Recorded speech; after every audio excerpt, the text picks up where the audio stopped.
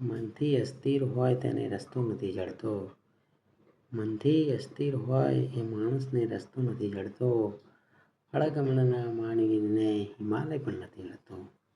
કહેવાનો તાત્પર્ય એ છે મિત્રો કે કોઈ પણ એક કામ માટે પૂરું તન મન ધનથી લાગી પડો. કામ કરો જ્યાં સુધી તમને સફળતા ના મળે ત્યાં સુધી એની પાછળ કામ કર્યા જાઓ. એનું ફળ મળે છે કે ના પડો એક ચોક્કસ રસ્તામાં ચોક્કસ દિશામાં ગતિ કરતા જઈએ આપણે ધીરે ધીરે ધીરે ધીરે આગળ વધીશું. જેમ કાચબો અને સસલાની રેસ હતી, એમાં કાચબો ધીમે ધીમે ધીમે ધીમે એક જ ગતિએ ચાલતો રહ્યો અને આગળ જઈને જીતી ગયો. એ જ રીતે કહેવત પ્રમાણે જ અસ્થિર મનના માનવીને રસ્તો નથી મળતો. અળગ મનના માનવીને હિમાલય પણ નથી મળતો. એટલે એ જ રીતે કે આપણે કોઈ બી કાર્ય કરવું છે તો એ કરવું જ છે. એની દિશામાં તમે રેગ્યુલર ચાલુ રાખો, કામ કરે જાઓ, કન્ટિન્યુ કરે જાઓ. એ દિશામાં ધીરે ધીરે ધીરે કાર્ય કરતા જાઓ. તમને એવું લાગશે કે સફળતા મળી રહી, પણ તમે સફળતાની જોડે ધીમે ધીમે ધીમે જઈ રહ્યા છો. આજ નહીં તો કાલે સફળતા તમને મળવાની જ છે, જરૂરથી મળશે. આજ નહીં તો કાલે જરૂરથી મળશે. તમે જોબ કરી રહ્યા છો, તમે બીજી કઈ ગતિમાં સફળતા મેળવી છે, તમને એવું લાગશે કે આ બીજા કોઈ વિષયમાં કેમની સફળતા મળે, પણ જોબ સાથે એની સ્કિલ વિકસાવો. ધીમે ધીમે એ સ્કિલ ઉપર કામ કરતા જાઓ અને એના વિશે તમે જ્ઞાન મેળવતા જાઓ અને ધીમે ધીમે ધીમે સફળતા મળશે, ચોક્કસ મળશે સફળતા.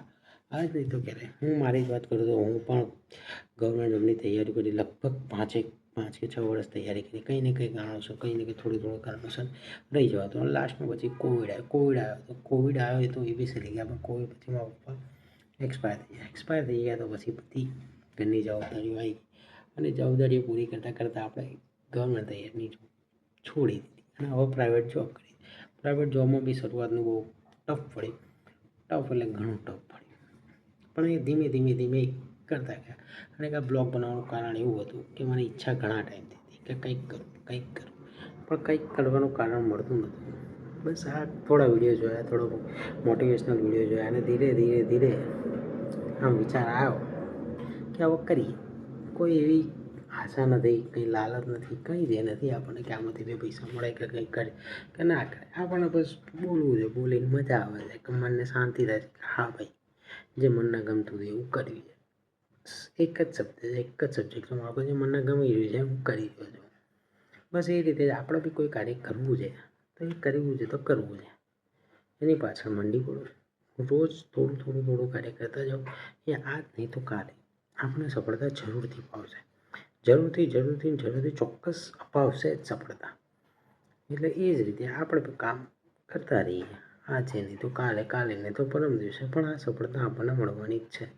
સારા કામ તમે કરો, મનથી કરો, એક જ દિશામાં એ જ દિશામાં કરો તો મળવાની જ છે.